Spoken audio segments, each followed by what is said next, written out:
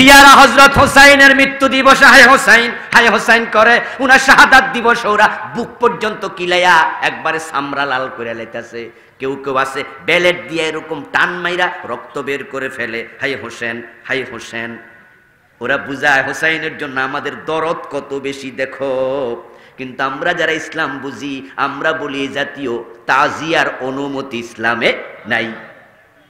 এটা তোমরা বানাইছো। এই শিয়া এসব কি করো? শিয়ারা যদি বলে না রাসূলের নাতির মহব্বত দেখাইতেছি, আমরা তখন প্রশ্ন করব রাসূলুল্লাহর সাহাবী নাতি ইমাম হুসাইন ইন্তেকাল করলেন 61 হিজরিতে, শহীদ হলেন না কারবালার মাঠে। কত হিজরিতে? 61। সর্বশেষ সাহাবী আবু তুফাইল মারা গেলেন 101। তাহলে ইমাম হুসাইনের ইন্তেকালের পরে, শাহাদাতের পরে সাহাবারা জীবিত ছিলেন 40 বছর। ওই 40 বছরে কোন সাহাবী হায় হোসেন কইছে দেখাও? রাসূলুল্লাহ সাহাবী আব্দুল্লাহ ইবনে আব্বাস জীবিত, আব্দুল্লাহ ইবনে ওমর জীবিত, আব্দুল্লাহ ইবনে মাসউদ জীবিত। ইমাম হুসাইনের ইন্তেকালের সময়, শাহাদাতের সময় বড় বড় সাহাবী জীবিত, ইবনে আব্বাস, ইবনে মাসউদ, ইবনে ওমর, ইবনে আমর জীবিত।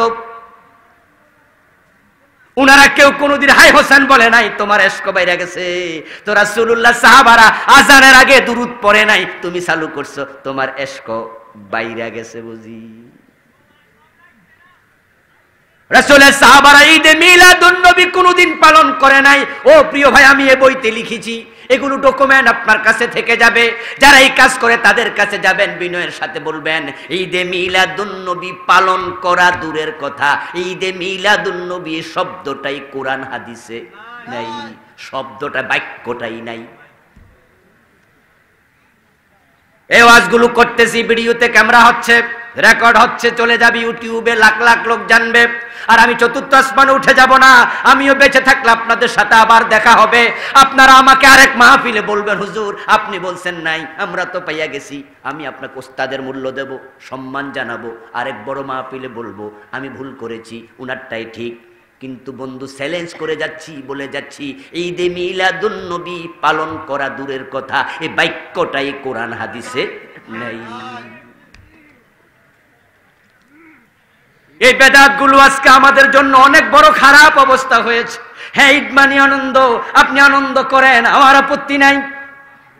কিন্তু প্রশ্ন একটা জায়গায় দাঁড়াবে, যে সিস্টেমে আপনি আনন্দ চালু করেছেন রাসূলের সাহাবারা এটা তো কোনোদিন করেন নাই। তো ইসলামের মাঝে আপনি যে বাড়াইলেন, এই সুযোগটা আপনাকে দিল কে?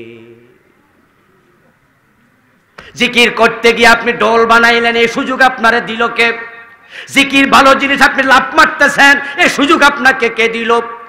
লাফাইতে লাফাইতে বাসে উঠা যায়, আছে না?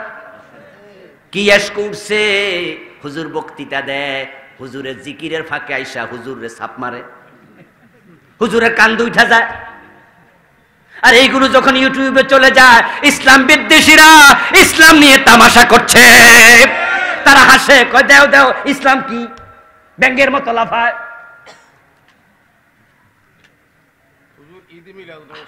আপনি সরকারি ভাবে ঢুকাইছে এবং বলছে বোরকা পরলে সমস্যা, করবেন কি? বোরকা পরলে সমস্যা, খুশিয়াপা নাম দিছে, খুশিয়াপার গল্প। খুশিয়াপা গেছে বোরকা পরে, ট্রেনের রাস্তায় হাঁটতেছে, বোরকায় পেঁচ লাইগা পইরা গেছে ট্রেনের রোডে। এখন এই অবস্থায় মানুষ আইছে খুশিয়াপারে ধরবে, খুশিয়াপা কয় না না আমি পর্দা করি, আমারে কেউ ধরিও না।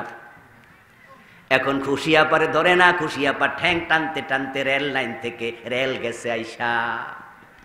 এখন রেলে খুশিয়াপার উপর দিয়া চলে গেল, উনি বুঝাইয়া দিল অতি পর্দা ভালো না, খুশিয়াপা গেল মইরা।